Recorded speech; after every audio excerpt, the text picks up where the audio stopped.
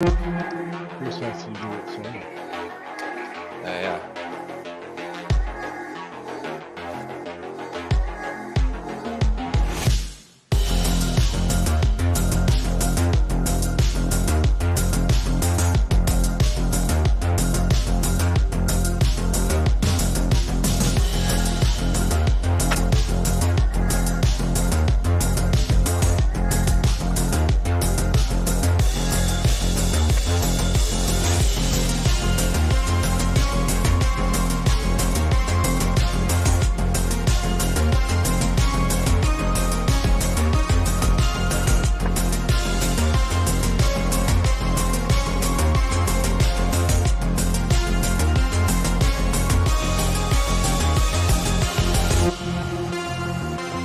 Hello and welcome to Old Gray Bricks.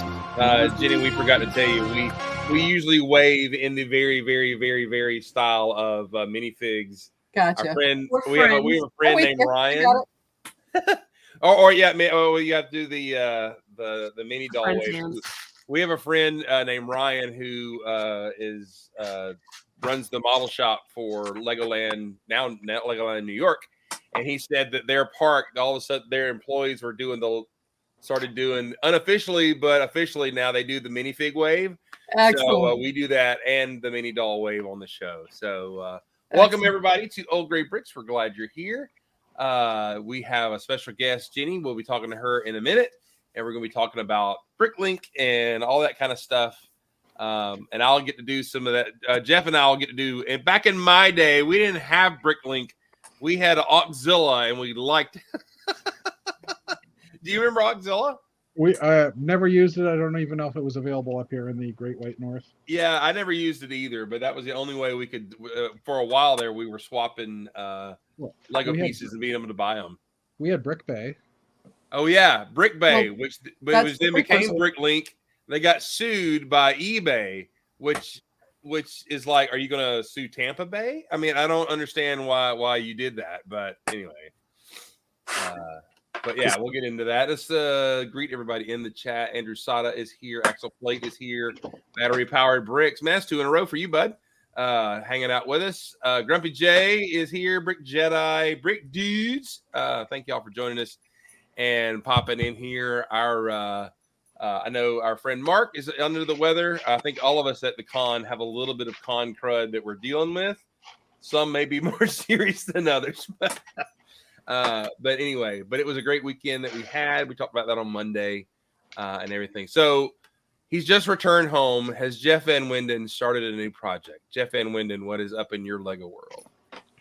Sorting pick-a-brick cups. The 6 I bought from 7 stores on my trip to Georgia and my return. So I've been working on that today just to decompress, I guess. Haven't been able to do much. You visited how many Lego stores? 7 different Lego stores over 4 days. Show us your passport. There it is. There it is. Sweet. Let's see. Beechwood, Ohio, Cincinnati, Ohio, Lawrenceville, Georgia. That's the one by you guys, right? Yeah. Yeah. And then on the way back, I hit. Sorry? Never heard of it. On the way back, I hit Concord, North Carolina, Haywood Mall, Greenville, South Carolina, and then Pittsburgh's and the Walden Galleria in New York. So, and I almost bought a cup at almost every store. There's a few of them I didn't, but North Carolina's Concord store has the largest pick-a-brick wall I've seen so far, with exception of Downtown Disney, obviously, or Disney Springs as they call it. Yeah, their pick-a-brick wall was pretty much the entire back wall of the store. Wow. So it was quite a surprise, and they had a really good selection. So did they have parts you didn't see anywhere else, or was it basically the same part? Oh, yes, they did. Now that makes me want to drive up there just to check it out. They had so parts that were available in other stores at some point, but they had the bright green leaves. Which I didn't see in any of the other stores. So I ended up filling up a pick-a-brick cup of that, plus a bunch of 1x1 of the nougat. I don't know if that's medium or not, and the tan 1x1s that they had. So, but that's medium. That's medium. I know my nougats. Okay, fair enough. Yeah, I knew it was one of the others or one of them. I just obviously didn't know which one. So, but yeah, so I've been sorting through that. Have a few ideas for projects, possibly expansions to Castle and maybe my space base, but I don't know. I don't have the brick for that one, or for Castle really for that matter. You're saying that, and behind you is a wall of brick. Yeah, most of these bins are empty. Oh, like you can see yellow here. These bins. I see yellow, blue, and red. Those are yellow bins, and they are empty. Clearly, you should have bought more. Should have bought more cups. Apparently, well, those are like 2x4 and 2x3, and like all the basic size bricks. The only 2x4s I have in quantity still is green.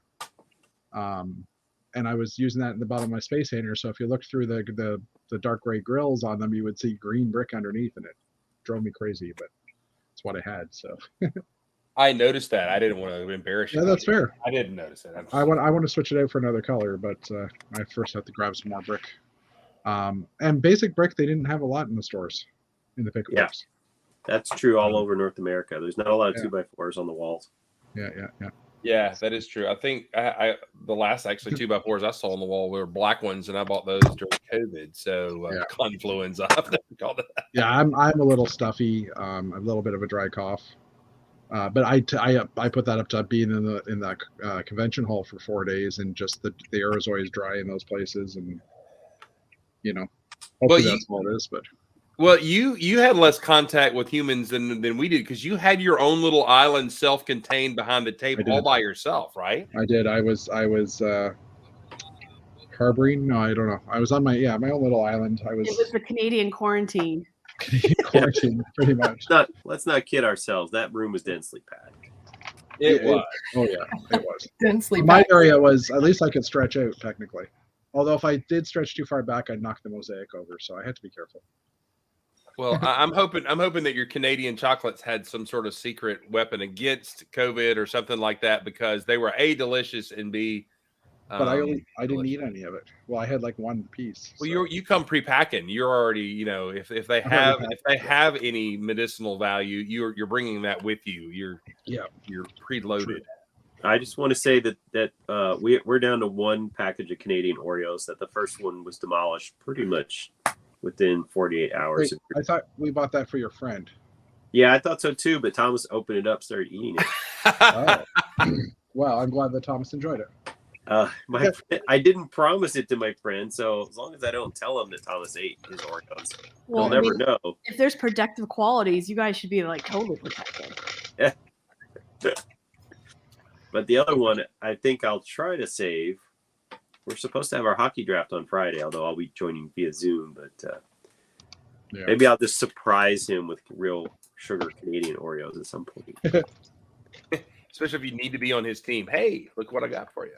No, he and I fight over the same players every year in the draft. I'm like, you can't take that player. I want that. He goes, well, that's my player. And we fight over the same players. Like, well, now you can say you can't take that player because I'm giving you Oreos. Well, that I have a bargaining chip. I can be like, he wanted a certain schedule because we also draft schedules. And I don't want to toot my horn too much, but we finished in first place, which means I get first schedule pick, but last player pick. And he's like, I need this schedule. And I was like, well, I'll pick the schedule you want and trade it for your first overall pick. And he's like, no. So you just sit there at the bargaining table with the Oreo, and every time he does something wrong, you dunk it, eat it, keep going, right? Matt, you now know I'm coming back next February, so you can now offer, a future Oreo package to be delivered. A player to be delivered later. An Oreo to be named later, yeah. That's right. Oreos to be named later. I like that. That's very strategic. Go hyper nerd on that. That's your Romulan ale right there across the border. You're the border ship that brings a case across the neutral zone. There you go. All right. I got to push up the glasses for that. I knew that quote from Star Trek 2. So, all right. Let's go to Pink Wheels. How are you? Let's go. And I should have said award-winning Jeff Van Winden and award-winning Pink Wheels. Yep. Meredith, which is amazing. It is amazing. I think we take for granted how deep the bench is in our club, in our lug here, because even though Jeff Van Winden, you're not. But anyway, you can be. You're unofficially. You're a Canadian sister lug Honorary. You're honorary. I'm You just get a your own. Canadian You get your chaperone. own Canadian embassy at our lug. So Yeah. you're in. So Meredith, how are you today? Doug was barking while you guys are talking, and I have to come snuggle now. Oh, hey, Doug. Doug! Hey, buddy. He's like not amused. Go back to snuggling. I Doug's need like, to get meet me on Doug. camera. I don't want to be on camera. Yeah, no, I can't balance this. So I am making these, and I can't. It's a pink wheel. It's a pink wheel. Oh. Is this for future shows? You can leave your tokens on things that It will be my token. Okay. It is. Nice. Technically, it's magenta, but it's close enough. Wow. And Hopefully that part is not like $5 on Bricklink. No, Burkina had them for like 4 cents each. Nice. We're That's the sorry, way to do Ginny. it. They had 101. Wow. Yeah. I'm just trying to clean up because it's super messy down here, and my sister is coming to visit in 3 weeks, so we're just trying to clean up. Brian actually did a really good job. I think it's probably because the steroids still kicking in from his recent respiratory virus. So we're good. Just trying to clean up before I start building anything, getting yelled at. But you didn't clean up before you stopped finishing. And then Adam is gonna take some photos of the Owl House on Sunday. So I can submit it on the Disney 100. Like the land has put out a request, which is pretty much, for Martin, but I can submit in there. So you're looking for Awesome. AFOLs that have made Disney mocks to celebrate Disney 100. It's going to go both on the Disney Channel and on Disney social media and Lego social media. But since the Owl House is a Disney property and it's actually a huge thing on the Disney Channel, and they mentioned they want it for the Disney Channel, so Adam's going to take some cool pictures of Owl House.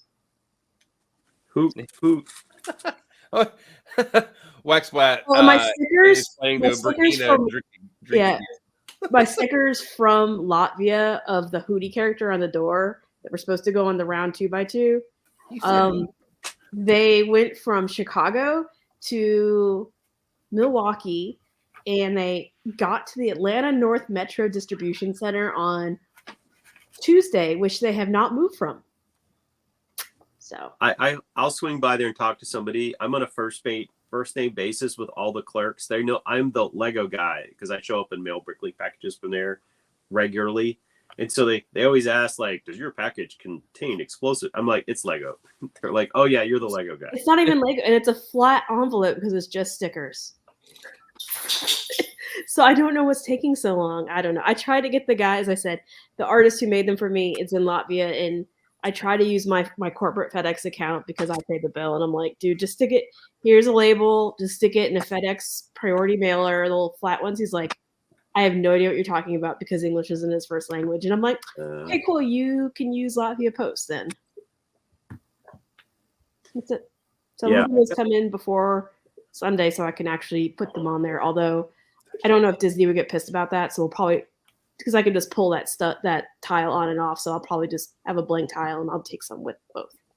Well, I just thought of something. If you had a box of the Lego Dynamite pieces and you said you were carrying plastic explosives with what, and then they opened it up, I wonder what they would do. It's not even Lego. It's just It's just like it's like 4 sticker sheets.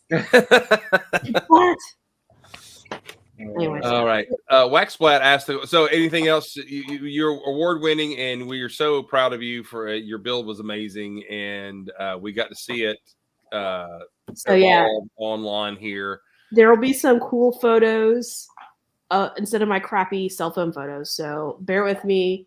Give Adam about 10 days, and he's gonna delete the background and put cool backgrounds on it and gussy it all up with Photoshop for me. So yeah. And by the way, we're talking about Ant Bandit, who is our friend and our lug. If you're on the show now, open up another browser tab and go to Instagram or pull up on your phone.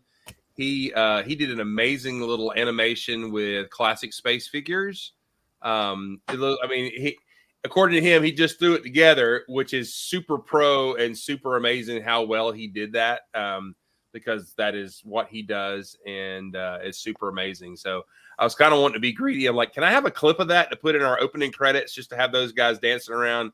But I was not that guy. But Ant Bandit's amazing. So make sure you go check that out and give him a follow on the YouTubes and things. Got it? There it is. Yeah, make sure you don't play the music so I don't get a strike.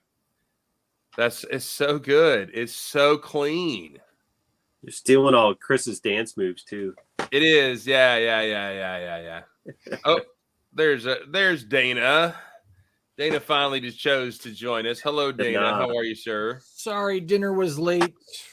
I was running around, all sorts of fun stuff. Look, don't be coming in here with a Canadian attitude saying sorry right off the bat. So. Sorry. Yeah, man. Sorry. Doug went off the couch and on the floor and didn't want to snuggle. And I got up and I moved his bed over here. And he's just like, yeah, I don't want to lay on that. And he went upstairs. Ooh, Children. Teenager Doug. Doug is so finicky. How old is Doug now? He will be 1 next month. We're going to have a birthday party with our neighbor whose dog is like ancient, who does not like dogs. But we'll have her over. This sounds promising. And another dog that's in the neighborhood will come over. Cool. What are you gonna do? In the chat, Waxplat asked if Pink Wheels is the new Peach Slug ambassador. That honor falls upon this gentleman here. It is Matt. Hey, Matt, how are you doing this evening? I am sick. I am in day 3 of sickness. I felt better, but the one upside of my laptop just ran out of battery. No, so the one upside of staying home sick is I am dotting away when I'm feeling up to it, and also this week, I think it was Monday, I had like 10,000 dark gray dots and 2,000 white ones show up from Germany. So as we're going to talk later about our favorite, Bricklink experiences and so on and so forth, both Pink Wheels and I have been huge Burkina customers, and I'm not going to disclose how much money I've spent at Burkina, but it's not a tiny amount.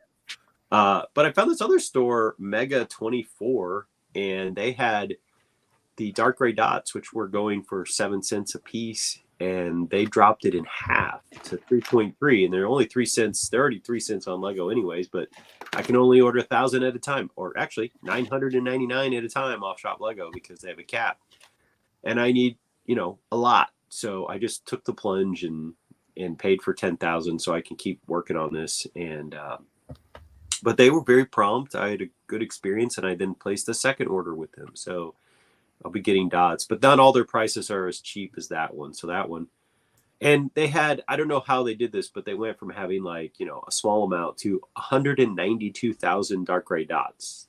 I mean, I don't know if it fell out of the factory into their hands, or that's a lot of dots to just suddenly come into possession of. So especially when you can only get them in 999 dribs and drabs from Shop Lego. I don't know how they got 192,000, but they did. And I bought a very small amount of their total for sale. So that showed up, and we got some bricks and pieces orders, most of which were dots. I got a couple funky pieces that I have no idea what to do with. My Lego room's a total disaster zone at the moment. So, and we had the tragic unboxing accident, which we still have not recovered from. And the blue lady. Ooh. Oh no! Blue lady jumped to her death. Oh no! And in the fall, managed to rip my thumb open with her sharp edges. She will be rebuilt. The nice thing about the painted ladies is that I have a copy. Every painted lady looks the same in front, so I can rebuild. But there was a slight crap, PG-13. So not only was I bleeding, but it was on pieces on the floor. So blood, sweat, and tears, man. I mean, honestly, as many times as I've now boxed those 6 buildings up and taken them, it's kind of amazing that I haven't dropped one.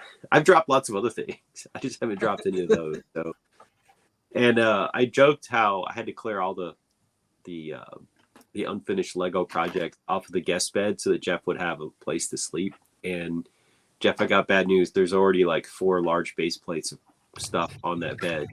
There were bricks in the bed. I rolled over them a few times. We've already started accumulating a debt that I'll have to pay off to clear off next year when you come down. But at least I knew, I know it's possible to undo that bed so that you can actually walk around the bed on all three sides, unlike before, and you can actually throw back the cover. So yeah, I mean, I never actually walked over to the far side, so you really only needed to do two sides. But I appreciate it. Yeah.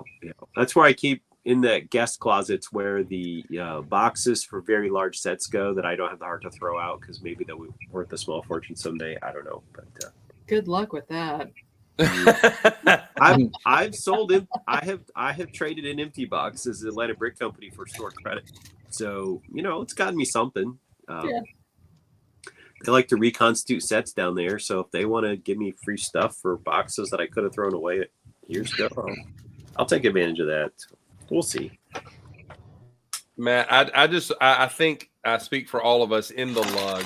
We hope you get all of your dark gray dots before your Bricklink, your lug bulk order gets here. So you get a big old butt ton of dark gray dots that you have no use for currently. So that would be one of the funniest things I think I would ever experience. It would be amazing. Only Dana would know this, but on the order form that I submitted, I only ordered 2,000.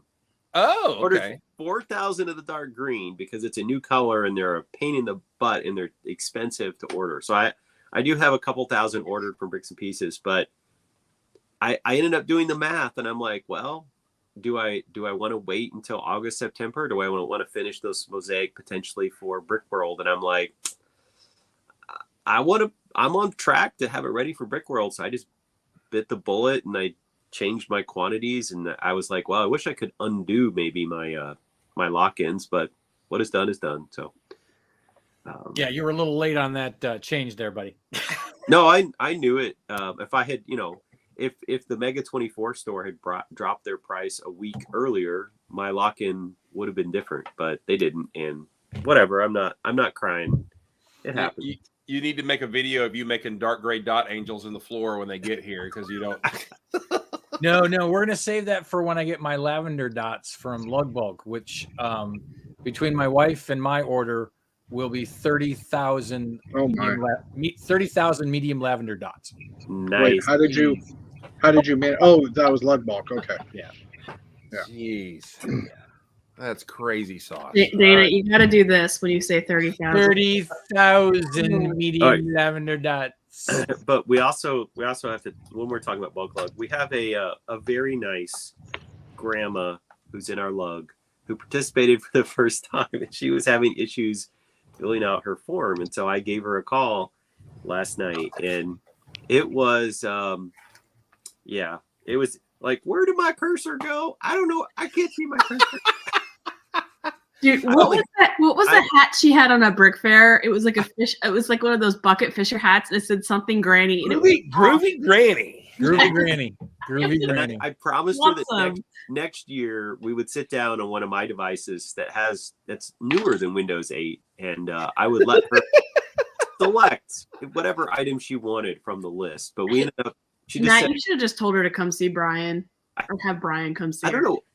I think she lives on the other side of town, and I can't. She lives here in Kennesaw. I need to go see her when that happens. So it was a trip. But she was very excited about getting the medium nougat masonry bricks. That's all she wanted, was just medium nougat. So you know what, we got to take care of. So yeah. Well, I mentioned on Monday, Nicole on TikTok, girl who bricks a lot, mentioned the last thing she mentioned to me was when I was leaving. They were at the restaurant. She goes, "Your local, who is Groovy Granny?" And I went, "Oh, that's Francine." She goes, "You just need to tell me." She said she is incredibly funny. You need to tell me everything she says and let me know, because she just fell in love with her. And you can't not. I love it. I love it. All right. Since Dana has blessed us with his presence, I do want to just mention something, Dana. I know if you notice, there's something missing on this brown spaceman. And Are we talking about how he's still holding our space babies hostage? So Yes. I would like to make this as a formal announcement to let you both know, because ABS trafficking is happening. I'm sorry. I got 4 babies from each of you, and I today over yesterday was able to acquire another 10 spacemen and babies so that I can replace your babies. Wait, no baby swapping either. I want my original. I should have put a dot on his Don't foot worry. or something. You're getting your originals back. Trust me. You're not getting Let's these just brand say- new pristine ones. Let's just say if the Amber Alert goes out, I know exactly where you live. So multiple space babies missing in Atlanta, Georgia. Last seen, and I'll be like, ring, ring. Is there a reward? I have to say this though, that if it was not for Barnes and Noble and Joanne Fabrics, I would not have gotten all of these babies yesterday and today. So I went to the Kennesaw Joanne Fabrics. They had Bipkiss. So now you got to realize you can look where the Lego is, but then you also got to look where the cash register line is, because that's where they'll often throw the box of CMF. oh, rats. Now I got to go back tomorrow. So Sorry, I Real should Lego have trafficker mentioned, right there. I should have mentioned that. I should have mentioned you that. should have That- mentioned that. that was a part of my trade secret that I did leave out, and I apologize for that. However, I did get a couple other little nods and odds and ends the last couple of days. So, Lego or Target's doing their 20% off city sets. So I finally got the Artemis launch pad for 20% off. I'd prefer 40% off, but I don't think they're. I mean, I'm not going to catch this one at 50 or 40, so I took the 20%. I'm happy. You got that almost at what retail should have been. It's almost at what retail should have been. I was going to do a video about this, but I didn't. When I was doing the baby Galaxy Explorer, and that's my baby in there. I see it. That's my baby. No, actually, this has not got your baby yet. Your baby is, in one of the smaller vehicles. But so when I was making baby back. sound like a, yeah. So when I was making the little base to go with the Galaxy Explorer, and I was mocking it up, and I was like, oh man, I need a 1x5 to make this work correctly, and I need a 1x2 L bracket to make this work correctly. Shoot, I don't have any of those. Let me go on a Bricklink, see what set it comes into. Oh, looks like I'm running to Target and get a James Bond vehicle. Dun, dun, dun, I dun. literally opened this box, took out those 2 pieces on Thursday night to finish that build so I could take it with me on Friday to set it up. And I was like, oh, man, so now I'm missing those 2 pieces. I'll have to wait till I get those pieces before I can actually build the set. And then I'm at Barnes & Noble today, and they had a damaged box for 30% off. So all I did was come home, take the bags out of this damaged box, put them in the good box, and then I got a nice bag of parts to go in my inventory. So you missed something there, Dana. You got home, you pulled the horseshoe out of your butt, then you did the rest of the stuff. I seriously should have gone and played the lottery today. I seriously should have gone and played the lottery today. I couldn't believe it when I walked into that one Joanne's Fabrics, and there literally was just 2 CMF bags sitting in a Panda Bear 3-in-1 box, both spacemen. I don't know what happened. I don't know who smiled upon me today, but it was No cool. one. No one's smiling on you right Don't now. count I can tell your you right space. now. No, I know there's nobody smiling Or the- at me now, and that's fine. Oh, and then I did find one thing, and I shared this with Chris and Mark. This is just cool. Wait, it's got the wrong sound effect. It No, needs no. to have bubbles. No, you can change it. There's 3 settings. It needs to have bubbles that come out the. And my favorite one is the 3rd one. When you set it to overload,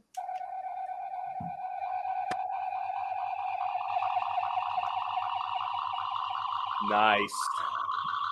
and then boom, so. But yeah, so this was cool. I found this today or yesterday.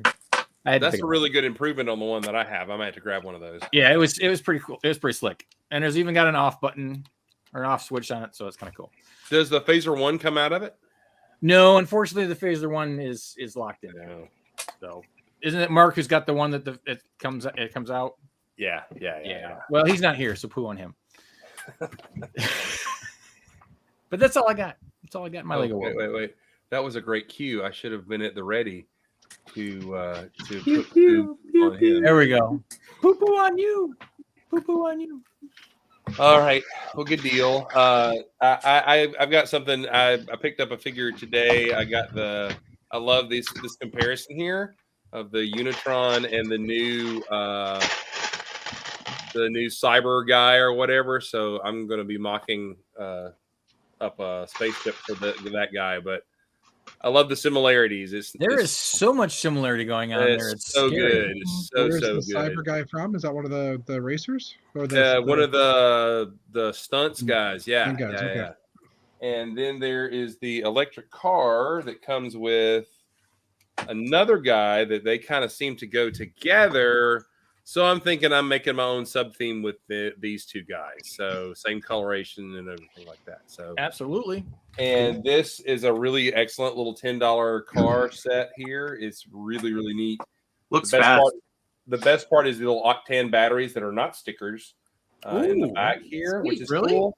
Yeah, no, it's not stickers, and neither is this on the front. So, Oh, wow. But it's got that weird highlighter color, and I don't know if I like it, but I'm going to use it because that's what Neon yellow. The neon yellow. Is it just neon yellow? Is that the color? Just neon yellow. But I prefer to call it safety yellow. But yeah. It's highlighter. Yeah, it's highlighter. Yeah. So how much do you got in your store, by the way? I just got in a huge shipment on Saturday in the middle of BrickCon, and I think there's several thousand pieces in there. I haven't pulled them out to look at them yet. Excellent. That'll be good to have a source. I have 0. This is the only neon that I have because when that color came out, I don't like it. And then because to me the plastic looks thin. It makes the plastic look cheap. But as a stripe or a highlight, I think it reminds me of the mid production of the dark red when it was almost like an opaque color. Yeah. Of that dark red, and it feels brittle and it doesn't feel the same quality. That's right. I agree. And even like the hood of an ambulance or something, I noticed you could see the tubes underneath the brick, and even on the pictures on the box. And I'm like, this is not good, guys. This is terrible. Yep. So, all right. Well, with that, let's get to our guest here. Is Ginny. Ginny is the proprietor. I don't know, CEO, head guru, Slave. What would you call yourself? What was that? Slave. Slave to the Bricklink store. Slave to the Hi, Bricklink. I'm Jenny. I run Wild Bricks Georgia on Bricklink, and this is my store. We're in the middle of changing our name from Wild Bricks Georgia to Wild Bricks, etc., because we are expanding into sets. We have just recently received our certified Lego dealer certificate. So we are now these days able to purchase wholesale Lego sets. Can I recommend that you change the name to Wild Bricks Global? That sounds like a mogul. I've already got business cards. I've already got an entire sign. Okay. Maybe a little late. All right. But, yeah. So yeah, this is behind me, part of our store. So you have questions? Yeah, I've got one. Can you just tell us when you got started and how you got started in the Bricklink business? Sure. So it's been 7 years.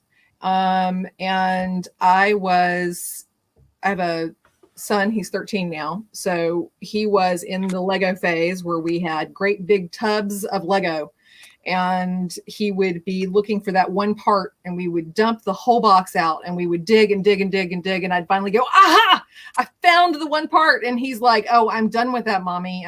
I'm done. And so I went searching for a way to organize those parts. There had to be a better way to find the part that he needed. Yes. But instead, I found an article on how to buy and sell used Lego and make money at it. Nice.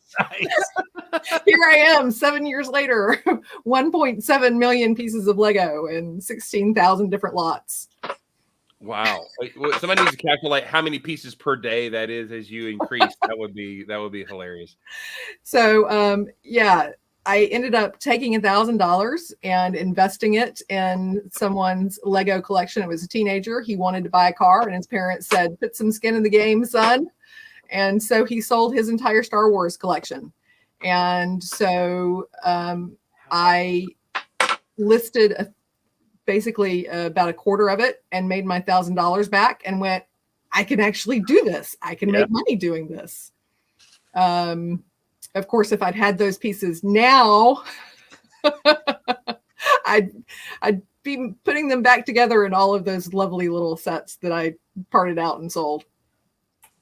Is that a better? So I mean, I have a few bins I bought off Facebook Marketplace, and I keep telling myself that someday I'll reassemble them and sell them as used complete, but I don't enjoy doing that. So is it really profitable? Is it worth the time? Should I do it? No, it is not worth the time. Okay. It's a labor of love. It is a labor of love. All right. What takes the most time is finding all those parts that you're missing, those ones and twos. Inventorying them is really fast. If you're pretty good at it, it goes pretty fast. It's the finding the parts and sourcing them out. If you can find the parts from one or two sources, then that's awesome. And it is worth it. But if it takes 10 or 15 different sources, then you have basically just priced yourself out of the market. Okay. The only way to logically do that is you keep getting more sets.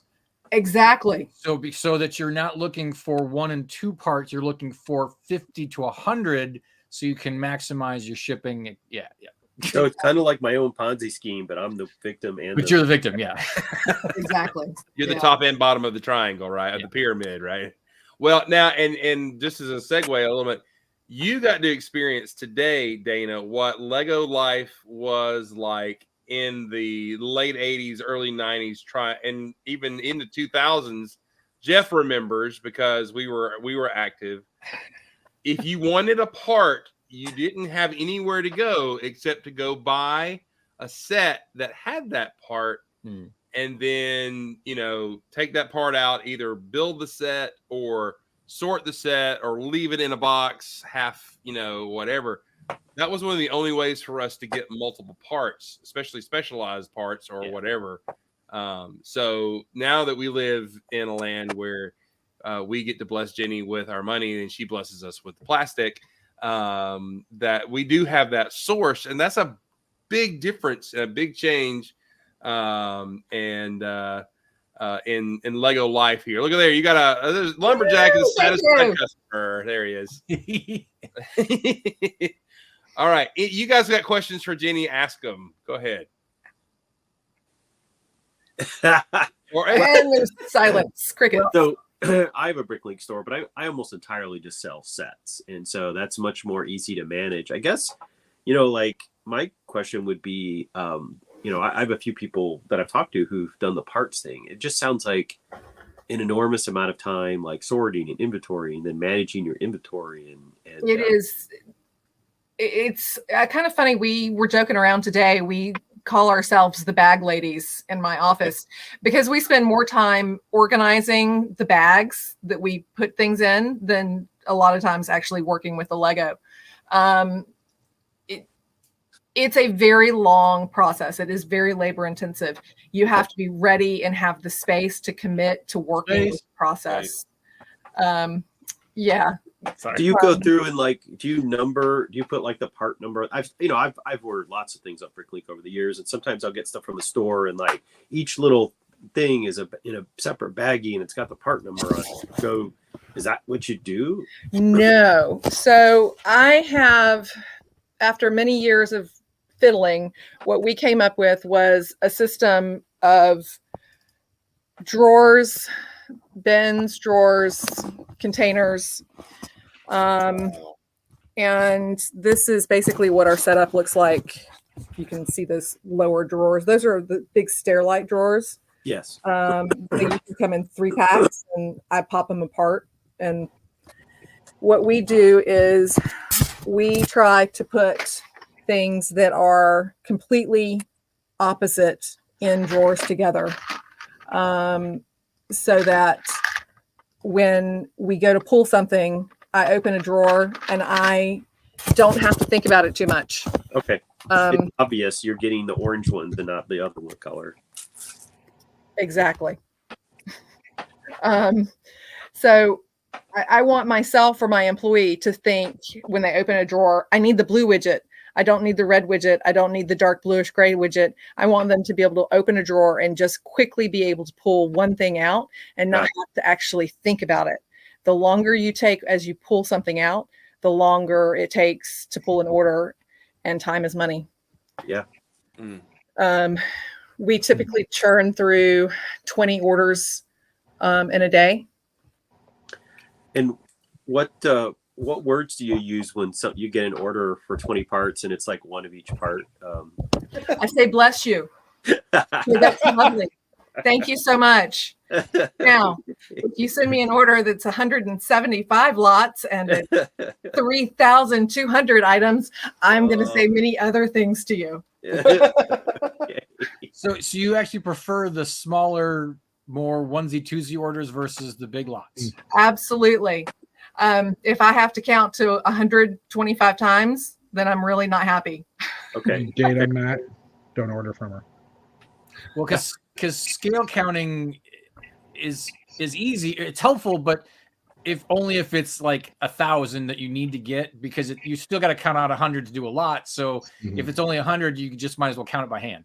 Exactly. And the bigger thing is that once Lego changed their plastic formula, we can't really use our scales to count new items anymore. Ooh. Yeah. So within a batch of Lego that say is dark blue, there's still some of the new plastic and some of the old plastic. Okay. They don't weigh the same.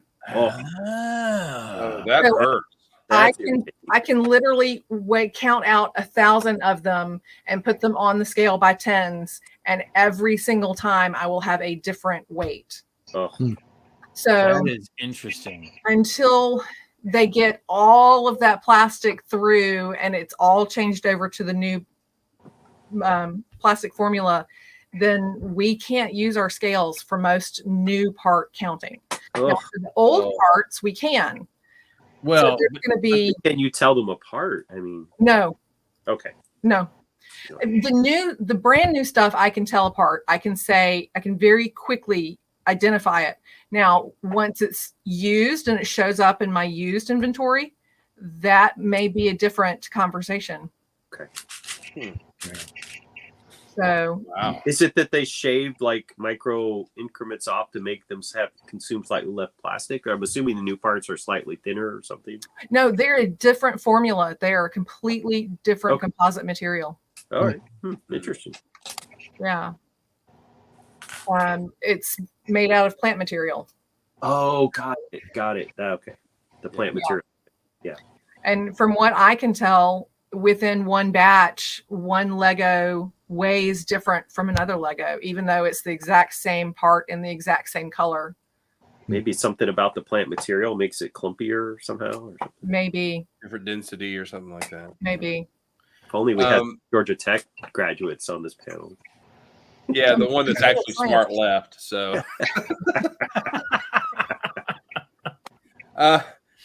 so let me, I'll ask a question. How many orders on average do y'all process a day? So we process between 15 and 20 a day. Our process is pretty slow, and we do understand that we are pretty slow at churning them over. Because we have a 3-step process. We have one person who comes in and who pulls them off the shelf and who sets them aside. And then we have someone else who comes along and packages them and actually makes certain that everything is there and supposed to be there. And then from that, it goes to the labeling and out the door.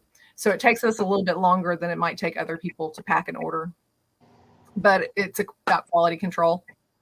Yeah. Did it take you a while to get your team of employees I mean, it takes a certain mindset of somebody who will pay attention and know the difference between a plate and tile and all the names and all that jazz. Yeah, and that's a constantly evolving group of people. Right now, I've got one long-term employee who's been with me for, I guess, 2 years. And then 2 new people who have just started with me this past fall. So they are still at the point where they're learning the systems and they're learning the product, so they don't do the packaging because they may not be able to catch the mistakes. And are these people that you've hired? Are they Lego builders themselves, or not necessarily?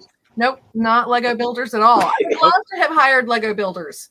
Things would go so much smoother, I think, if I had been able to hire Lego builders. But finding Lego you might builders, lose some inventory out the back door. I'm just saying. that would be a small price to pay. Oh, really? Okay. There'd be some shrinkage, as they call it. Yes, a little bit of shrinkage. That's okay. We have an entire closet full of used product that's not anywhere near ready to put on the shelves. I'm more than happy to see that walk away for a good cause. Oh, really?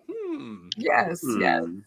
Now you allow people to come in, to pick up their orders around local, right? I have not done it. I know some of these folks here have. Yes. So yes. I even have my own special little sign. He does. Yes. As does Adam. Nice. Yep. More than happy to let people come and do local pickups. We love having buyers come in and say hello and check out the store. I must be the court of last resort for Adam, because I'll get these Facebook messages. Do you have 8 of these in red? I'm like, yes. He goes, can you just leave them in the mailbox? I'm like, sure. Apparently, if he doesn't want to drive all the way to Ginny's, he just hits me up, and this probably happens about 4 times a year. Usually right before some deadline, and he's like, and I'm like, if I have it, you can have it. It's fine. It's a running joke. Actual Plate in the chat is asking if you ship international or just the United States. I do ship international, but that's something that we are really looking at. International postage has really skyrocketed. Since January, the cost to ship to Australia has doubled. So it went from $20 to $40. For a first class package. So that's something we're still evaluating. We do ship to Canada. That's the post to Canada does not seem to have changed that much, but the Eastern European countries and how long have you been waiting for that one, Chris? I meant to play it before you came on, but there you go. Very good deal. All right, good. Yeah, so Eastern European and Australian post has really shot up to the point that don't think we're going to be able to recoup our costs on it. It is interesting. I'll get, occasionally I'll get a set order from somebody or from Canada or from, they just want a minifig. And I'm like, that's going to start at $24. Exactly. I'm really sorry. You probably think I'm some greedy monster, but that's just what it costs me to put it in the mail to you. Yeah. And I always feel bad, but usually I'm like, if you want to cancel, we'll just cancel. I wouldn't pay that much money to ship that. So. The question I get all the time is, can't you just put that in a little envelope? And I'm like, sure, but our postal system counts that as a package and not just a little envelope. If it won't go through their little mail sorter machine, then it's package. Yeah. Right. So here's a question. Do you sell more minifigs or parts? Is it balanced out with what you got in the store? When we have minifigs in stock, we sell minifigs more than anything else. We actually, I tend to go through and combine and list our used minifigs in batches. So as soon as they get listed, they fly out the door. We honestly can't keep them in stock. I mean, has that made you think about raising the price? I mean, since you can't seem to keep them in stock, maybe. You would think that would be the right way to handle it. But what happens is if I raise the price, then they just don't ever sell. Oh, so it's like a knife edge property. Like either you're competitive or you're not competitive. Exactly. Yeah. Yeah. So are you just using the average Bricklink price then when you're listing your stuff, or are you going lower? Yeah, we do 6-month average plus 2 cents. Plus 2 cents. Okay. That's your profit margin, the 2 cents. Exactly. Some days it feels that way. Yeah. I've played around with the pricing, and I've tried different things, but really the 2 cents was what seems to work. Interesting. The question from Axel Plate: what do you think the oldest parts or sets are in your store? Oh gosh. I've got some Fabuland stuff. I've got. You've got some old gray bricks. Yep, I've got some old gray bricks. You know what I found the other day is I found some of the 1x2 plates that have the. It's more like a minus sign than a circle. Yeah, in the bottom. So I found some of those not too long ago and got them listed. I was really quite surprised. I nearly threw them away thinking they weren't actual Lego. I've done that before. Then I looked them up and I'm like, wait a minute, those are like $2 a piece. Yeah. Like, pull those back out of the trash bin. I've got a bin of old light gray, and I keep like telling myself I'm going to sit there and like go through and list everything, but of course I don't, because I have lots of other things I'd rather do than do that. But I don't know. I'm assuming that there's a finite quantity of old gray at this point. So yeah, there is, but there are a lot of people like me who have huge collections of used bricks that they've not gotten through yet. Matter of fact, I had one of my employees working through a bin the other day, and what she had was, by the time she was done, she had 3 shoeboxes worth of just old gray. Nice. And a very small cup of new gray.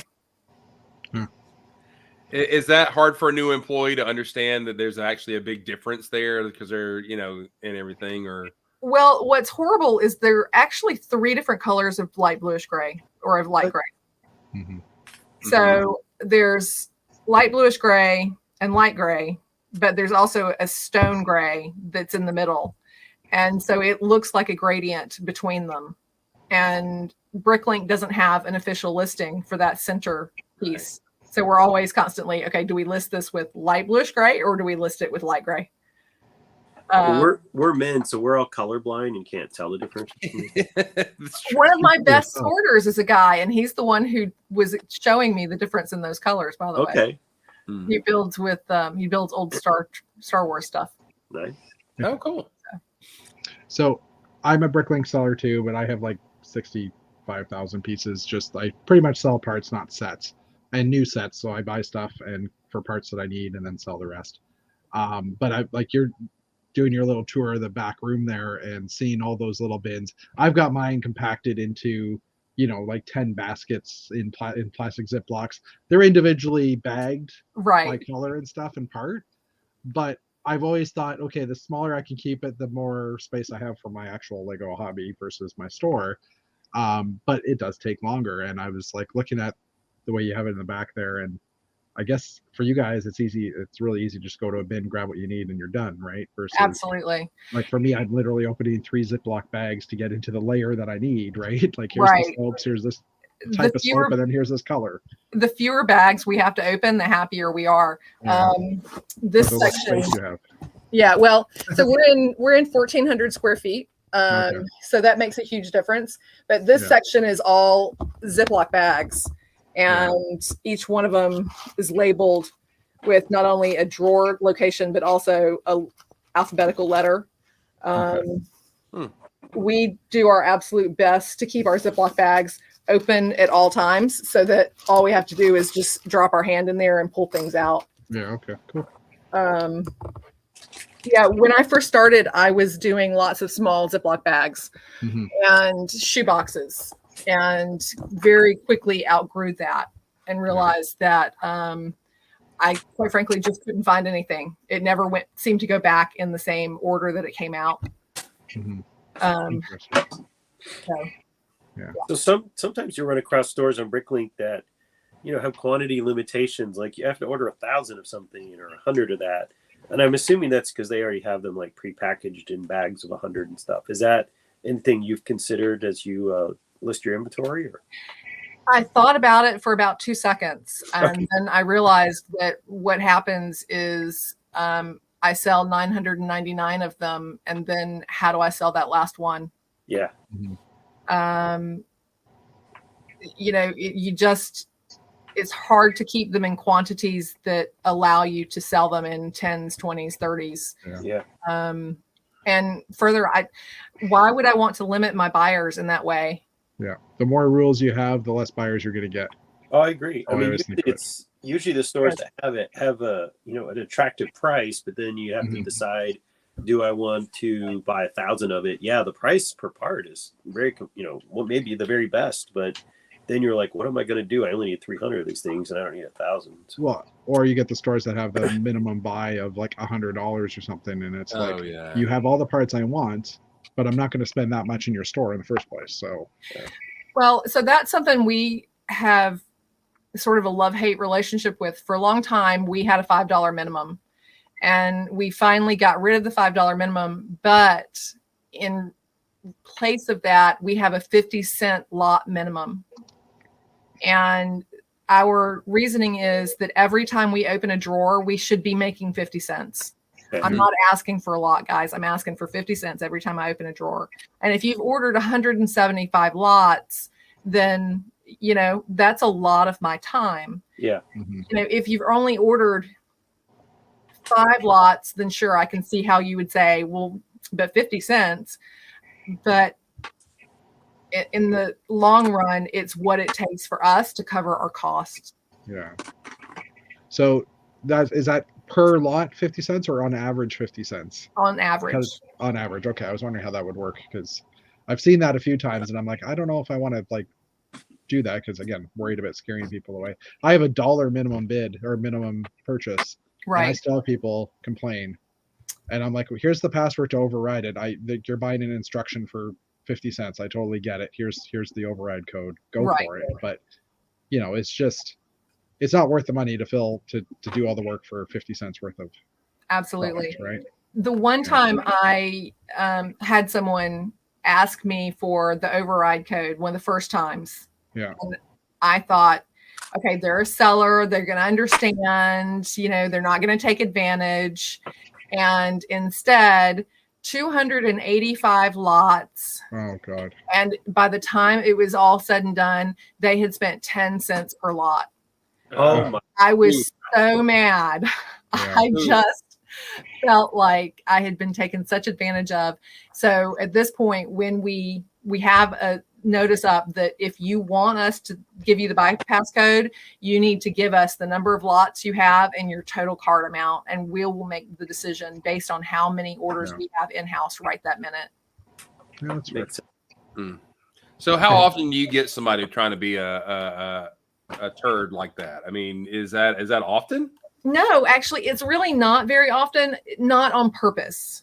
I think there are people who don't understand. They certainly don't understand the economics of it. They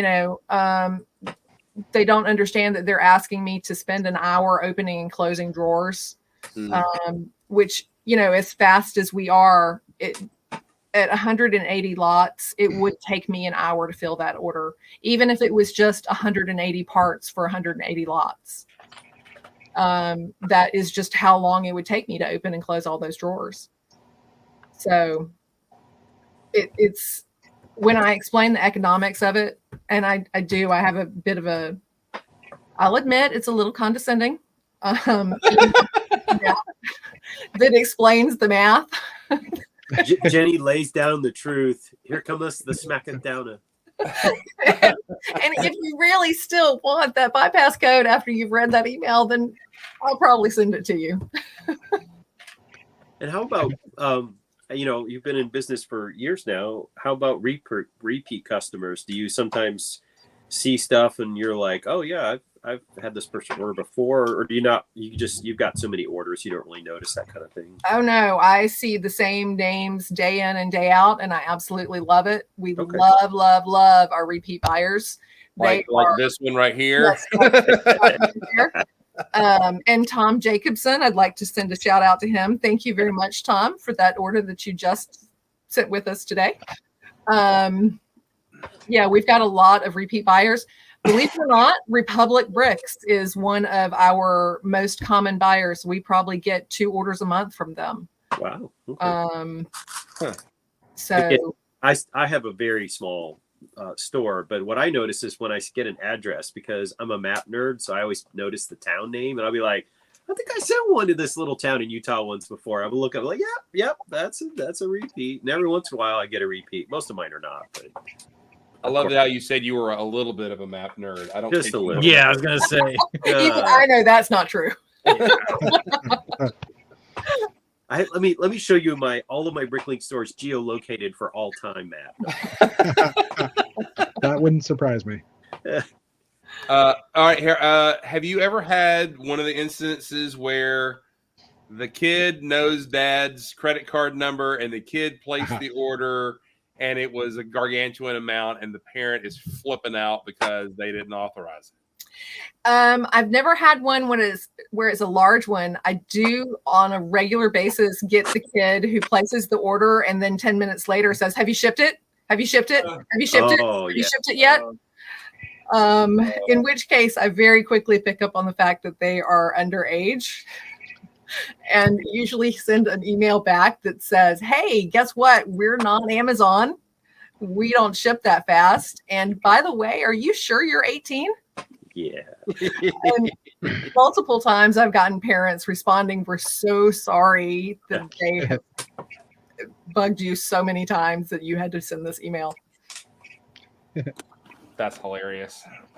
Yeah. My issue with us being a set seller is I had a lot of drop shippers, and the drop shippers almost always gave themselves away because they were selling the set on Amazon, and then they would just buy it from me and send it to the consumer. And they would pester me with like, "It's really important that this go out." And I'm like, "Yeah, you're using me. I'm doing all the work." And so I finally just put up and I said no drop shipping. And I know lots of other people who are like, "Well, you're missing on sales." And I'm like, this is a hobby business. I'm going to make the profit. If somebody else wants to make the profit of somebody else, that's their choice. I choose to drop ship. So there's a lot of debate on the forum about that, on Bricklink's forum. Should you allow drop shipping or not? For me, it seems to have died down quite a bit. And I think that's because Lego has come in and has put the kibosh on other sellers selling on Amazon. Oh, okay. I think if you take a look, probably about 90% of the listings on Amazon are from Lego itself. Really? Okay. Oh, yeah. I hadn't thought about it.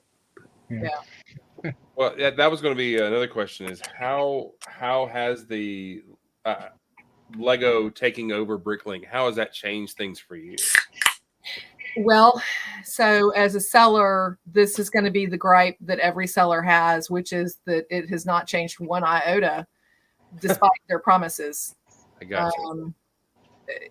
It's the big failing of Bricklink that they have made promises for years that they are going to put forward some actual seller tools.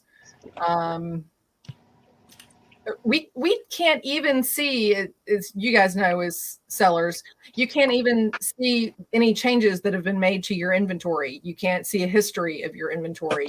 There's a whole list of things that as a seller would be really helpful. I can't have an employee log in. I only have one field that is private remarks. And in that one field, I have my accounting as well as my location remarks.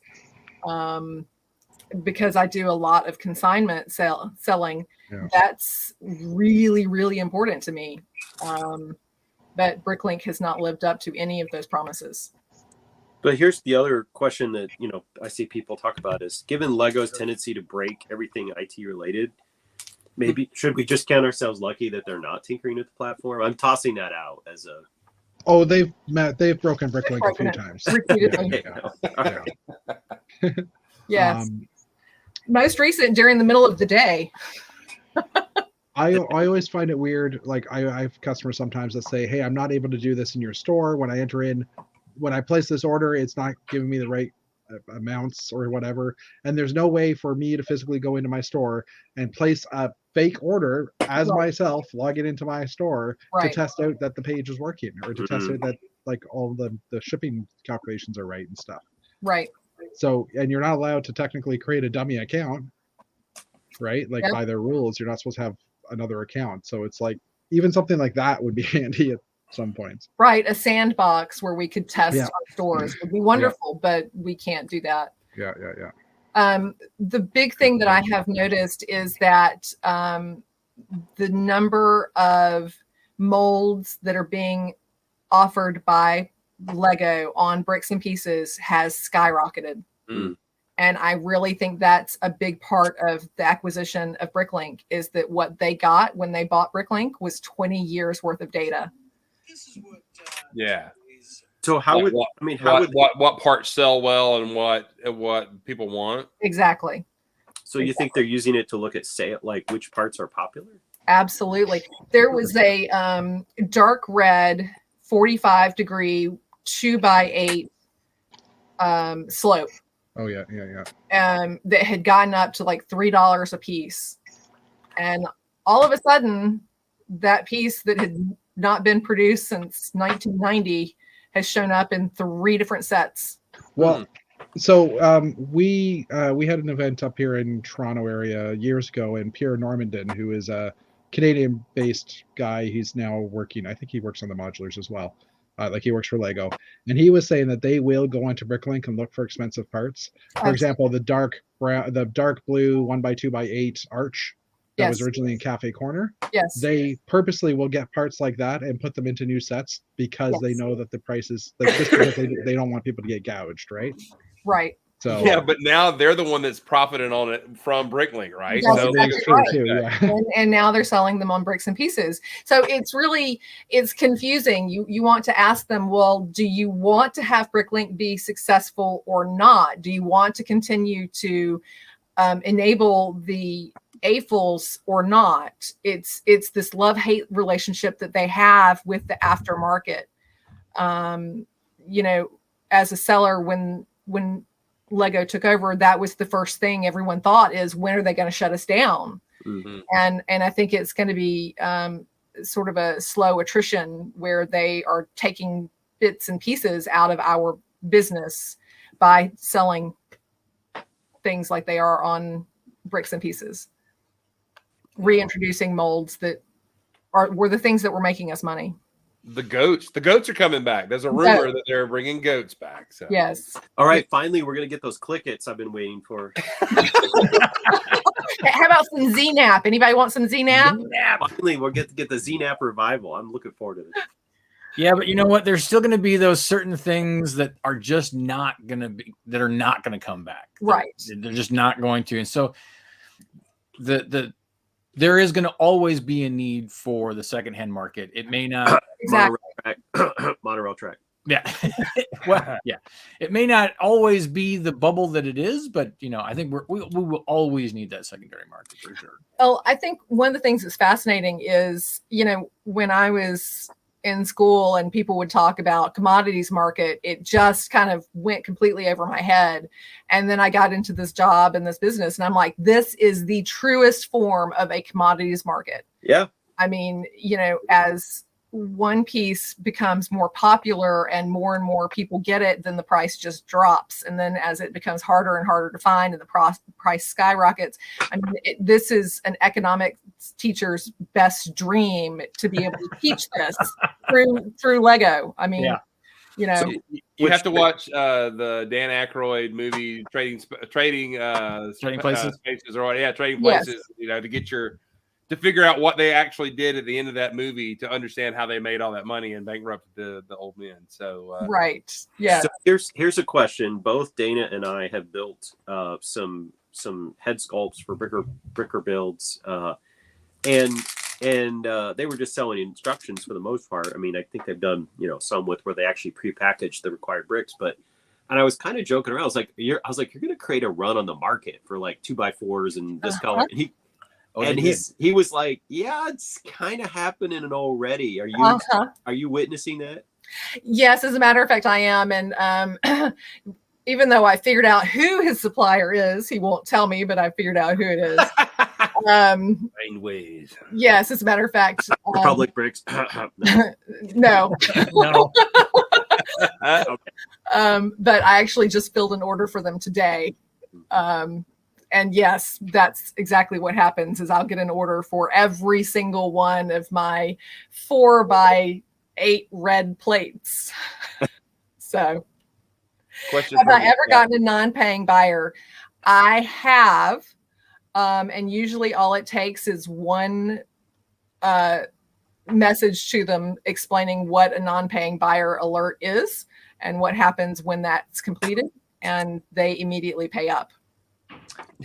Okay, just go ahead and admit you've got goons. You've got hired goons, and you send them over there because you have their address, and you send goons. Yes, that's exactly right. I send out the Lego squad. You say, "Look, I live pretty near where they filmed Deliverance, and I'm gonna send, you know." But you don't ship until they've paid, but it's Right. still an effort for you because they put an order in the system, or So if I get someone who requests an invoice, and then they don't pay and they don't pay and they don't pay, I do not pull an order until the invoice is paid. okay. Learned that lesson early on. Once Bricklink instituted the instant checkout, that made a world of difference. So I get maybe one invoice request per week, with the exception of our local buyers who I always ask to do an invoice. Yeah. So that I'm not charging them shipping. I do manual invoices, and I'll have people who place an order, and then I'll send them the shipping cost, and I always hand calculate the shipping cost because it's just a boutique thing. And typically I find that I'll give them 3 chances. If they don't pay, I'll wait 2 days, and I'll send the invoice again, and I'll send it one more time, and then I'll file the non-paying buyer. But I think a lot of the times it could be like a mom or a grandma who just doesn't check their email that much, and so I don't take it personally if they take a while to send me the money. If they eventually send me the money, I don't get riled up about that. So. Exactly. My philosophy is you've got a week, especially like if you've put in your order Thursday night, then really I'm giving you a full week, because what if you don't check over the weekend? What if you're a school teacher and you've put this order in while you're at school, so it's going to be Monday before you even see it, and then you've got to go to the principal and get it approved, and all of those things. So I just give them a week before I even nudge them again. Cool. That's cool. So I may or may not have missed. Did you take us into the big room? I did. Okay, so I might have missed that. So that was one part. That was one of the things I wanted to point out to people, that you were showing on this screen a very small section. Did you talk about the fact that you have everything scattered? Yes, just a little bit. That I mentioned that I want every drawer to be as separate and individual as possible, so that when you go to pull an item, you're not looking at 2 light bluish gray items and trying to figure out which one you're supposed to pull. Right. Okay. I have having shipped out a brick when I meant to ship out a plate. Yeah. And and I'm familiar with the product. So yeah. Because I remember one of the first times I came in there, I was like, my head's like, all the blue should be over here, or all the plates should be over here, or all the bricks should be over here. And it's completely not like that. And it's an amazing thing to actually go in there and actually see somebody with that large of an inventory who's sorting this and all that. It's very entertaining to watch. It's very neat. Did Dana walk in and then he's like, you leave the room and he's starting to move things like over here? I would be that. Like I can't even focus on any of the drawers because I know my brain would go there, and I just can't do it. My OCD would be like, these 2 things can't be together. Like they have to be like. There was one time, and Ginny gave me the luxury of coming in, and I needed something. And she's like, "Well, we have some unsorted stuff that's bagged if you want to look at it." And because she'd price me for whatever I was going to pull out, but there was this overwhelming sense to try and divvy up those bags into their colors, because I know that's what needs to happen. And I'm like, that was the next step. Yeah, I'm like, nope, just put it back. Just Put it back. Put it back. No, I can't do it. Can't do it. So what about the most? Talk about how if you get somebody who says they didn't get what they ordered, or they got something broken, or they didn't receive some of the parts. How's that turn out for you? So turns out we're human and we're not robots. And there's more than one time that I've shipped out an order and have left something out. And when it's obviously my fault, when it's something that I just cannot guarantee that I have shipped out, I offer to either give them double the credit for my store for the item's value, or I will simply give them a refund for the item. I would love to be able to ship out all those little parts that I forget, but at $2.65, and actually it's now up to $3.65 per envelope, I just cannot do that. If it's something that's big, if it's something that costs a lot of money, then it's out the door the next day. If it's 2 or 3 pieces, it's out the door the next day. But that's one of the reasons that we have the system we have. It's why we have more than one person handling every single order. So if I'm in the zone and I'm pulling and I've pulled 15 orders, I don't necessarily remember that I pulled the dark gray elephant trunk that, is a $5 piece. I don't necessarily remember that. I'll probably remember that I pulled an elephant piece. I may not remember whether I've pulled the right color or not. But then the person who packs it up is going to be saying, oh, look, that's the right color. And so when I get an email saying, hey, you sent me the wrong one, then I can verify and open up that drawer and say, no, it's not there anymore. And I call them on it and say, as a matter of fact, not only did I handle that piece, but so did this other person in my office. So maybe if you could go check again. And I've only had one person come back and say, no, really, it's not the right one. Every other time I've never heard back from them. I would say that as a set seller, that I've had very few instances where people claim like they didn't get it or it's the wrong thing. Just a couple times, and then there was one time where they were like, this set was already opened, and I realized that I had accidentally grabbed my copy of it, and where I put the things back in the bag, and I just put it in the wrong part of the basement, and I was like, I'm really sorry. Do you want it used? I'll give you a used price. And, we worked it out, but I felt stupid, but it happens. Well, what I've found is that communication is the key with pretty much all of the buyers, and on Bricklink is, we all understand this is a hobby business for most of us. We all understand that we're human, and just having the conversation and saying, hey, whoops, it happens. Yeah. All right, good deal. Any other questions? Let's see. That's another question from the chat there. If someone buys from Bristol, would you meet up with someone local, or do you have to ship it? So you do allow people to come pick up, right? Absolutely. I'm more than happy to have people come and pick up local orders from me anytime. You don't have to deal with the post office, right? Exactly.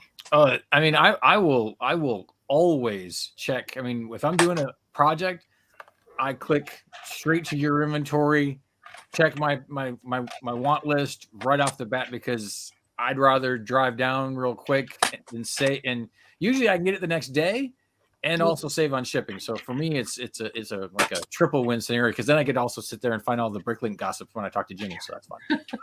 Although she's probably also at the same point. Shoot, Dana's coming in. I better block out an hour of my time because he's gonna keep hacking. No, Dana, you don't talk a lot or anything. There's Bricklink gossip. What? Oh wow, the forum is a hotbed, man. I tell you, it is. I've read that forum on occasion. It is the Wild West, right? It really, really is. It's a lot of fun some days.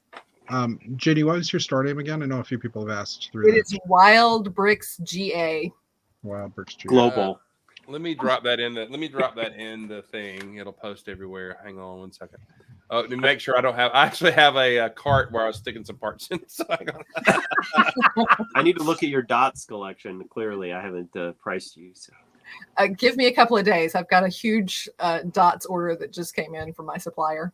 Oh, I'm not like it won't be tomorrow or anything. Because he's not working on a small project or anything. Right. Just Yeah, That's happening. it's only 98,000 dots that I need to finish the project. That's Only. right. We'll drop that in there. 98,000 dots. I'm actually only now like 20,000 dots away from having all the dots I need. Like I'm like 80% there. I mean, my credit card's getting full, but the dots are rolling in. So Mine's all coming from Lugbook, so that's When do you guys expect to have the lug bolt come in? How long from the time you order it to the time it? I'll deduct from her account. No. Well, she asked. So she asked. No, I'm just curious. She, however, is not a Lugbook participant, so she has a legitimate question to ask, and it's fine. No, I instituted a rule after year 2 that if any member who is participating in Lugbook, after I submit the order, if anybody asks me, when have you had any news? Do we know when we're getting it? I automatically take 1% of their order and I keep it. I'm just honestly curious. I have no idea how long the order is. So we found out, and we'll make this our closing stories. We'll wrap things up. So our first and second year, we waited. I wanted to give the lug as long as I could to come up with what parts they wanted, and also to make sure that, because for some people, it's a lot of money for them to drop real quick. And so, it was, a lot of things going on. So the first year, waited the time. We realized after that, oh, no, we need your money before we order. So the second year, I still gave them a lot of time. The second year, we didn't get our parts until late September. And we ordered in March. Wow. So I said, I knew people who were getting their parts in like June and July.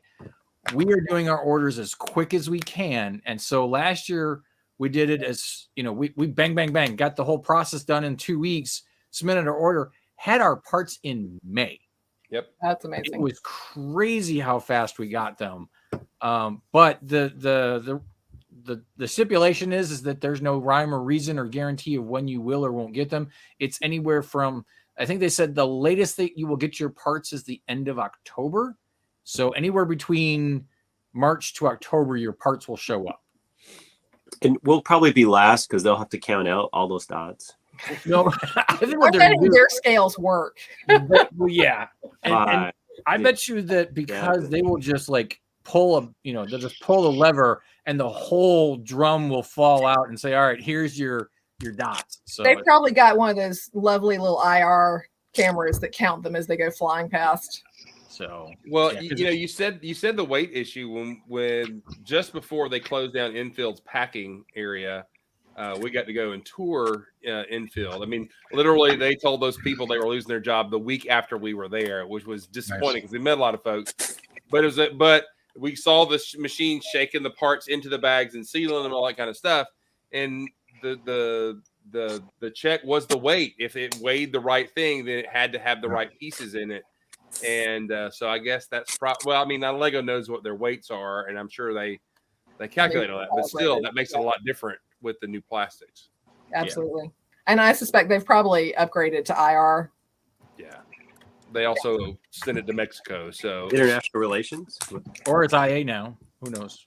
Yeah, or AI now. Yeah, it's thinking and talking. 220, 221, whatever it takes. So, all right. Well, Ginny, this has been fascinating. We've literally gone, an hour and 30 just about, and it just seems like this is a great conversation. I just want to say thank you. We'd never met until Atlanta Brick Convention, and I'd sent a couple of customers your way. Just told them they need to come see you, and you sought me out. So absolutely. I can tell. And that was really, really a blessing to me. I can tell you take your business seriously. You love your customers, and customer service is super important to you. So that's amazing. So we really appreciate that. And so if you want to place an order with her, you live in the state, and you want to go pick it up, you can make that arrangement with her and order awesome stuff. Because you did you say you were the number 6? Number 6, yep, in the U.S. Wow. The 6th biggest store in the U.S., which is amazing. Yeah, in terms of quantity. And considering one of those top 5, you can't actually have them ship you parts. You got to go to their place or something. Yeah. Right. Yeah. That's in What? Yeah. I'm telling you, she's got all the Bricklink dirt. It's awesome. I do. All the dirt. Yeah. Well, thank you for being I mean, if anything, a valued service to us as adult fans of Lego. Like I said, it hasn't been so many years ago when we could order off the back of the catalog to get extra parts, or we could trade online maybe with a friend and everything. Now, awesome people like you are sending the parts our way if we send you the money, and that's cool because it has helped just about everybody here complete a mock, get something done, or just fulfill that need for the parts that they need, and we really appreciate it. Absolutely. Big time. Happy All right. to be a resource. Yeah, that's awesome. So we did drop the link to her store in the chat there, so please go visit and everything. This has been a great talk. We have talked Bricklink mostly to complain about stuff we've dealt with, but it's awesome to hear from somebody who has made it a wonderful success, and we do appreciate it. Thank you all for being here tonight. Be awesome and build awesome.